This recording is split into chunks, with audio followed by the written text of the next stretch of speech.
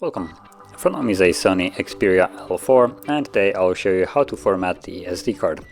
So to get started, let's open up Settings, and from here scroll down to Storage,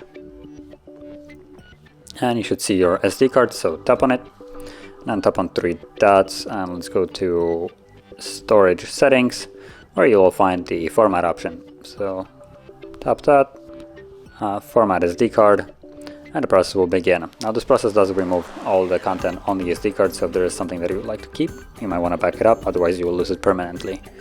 And once it's finished, tap on done, and well, you're done. So if you found this very helpful, don't forget to hit like, subscribe, and thanks for watching.